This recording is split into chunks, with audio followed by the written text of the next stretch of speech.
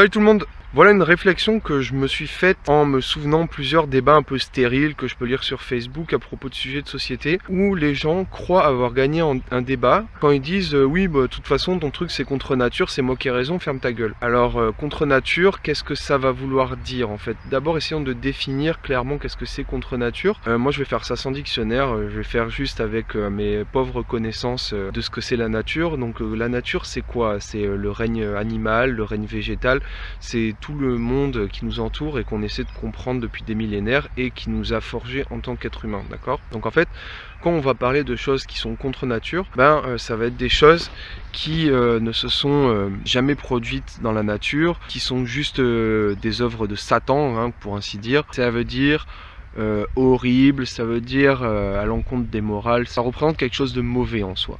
D'accord? Mais je pense personnellement que l'usage de ces mots, c'est un mauvais usage du vocabulaire et ça devrait plutôt donner lieu à des réflexions.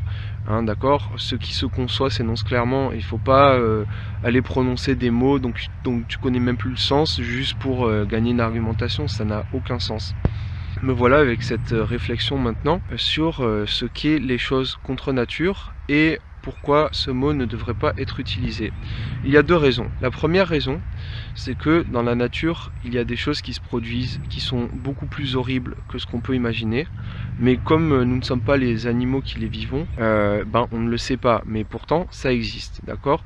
La deuxième chose, c'est que si on se réfère à la définition de contre-nature comme quelque chose qui n'a jamais été produit dans la nature ailleurs que par l'individu qui se rend coupable d'être contre nature, dans ce cas, on peut tout à fait dire que la totalité de l'espèce humaine est contre nature, d'accord? Donc je pars d'abord sur la première chose qui a plus vocation à donner une valeur morale en fait sur des actes qui sont contre nature ou pas contre nature, d'accord? Donc ces actes qu'on qualifie, nous, humains, ayant été éduqués dans une culture judéo-chrétienne, on va qualifier de contre-nature tout ce qui est cannibalisme, tout ce qui est meurtre, tout ce qui est paraphilie, comme je sais pas, l'inceste ou la bestialité, pour donner que des exemples. Hein.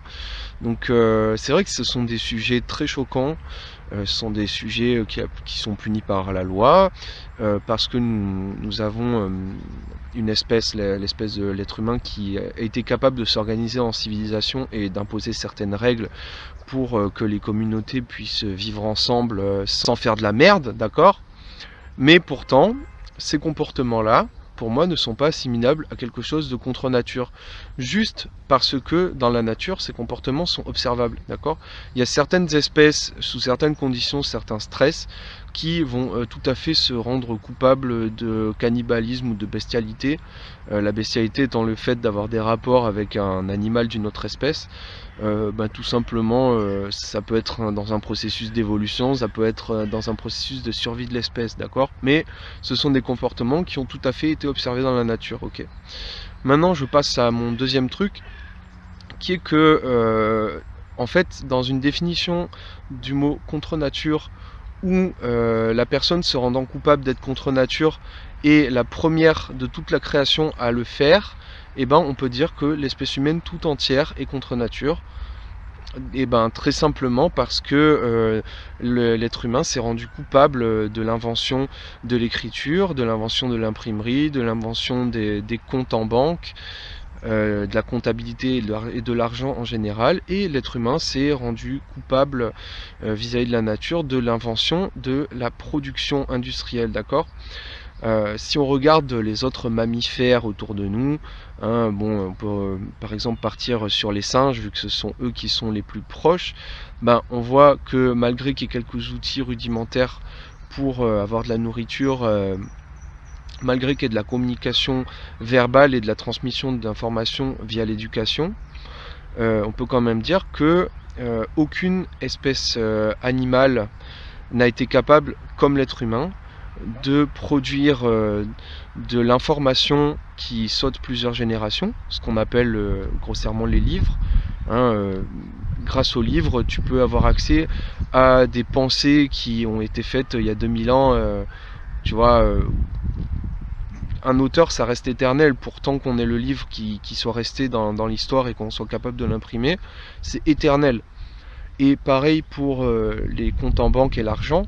Donc j'ai appelé ça le concept de confiance de génération en génération, parce qu'à la base l'argent a été utilisé comme moyen d'échange pour faire confiance à un individu et à sa descendance, de rendre un service et de régler une dette en échange.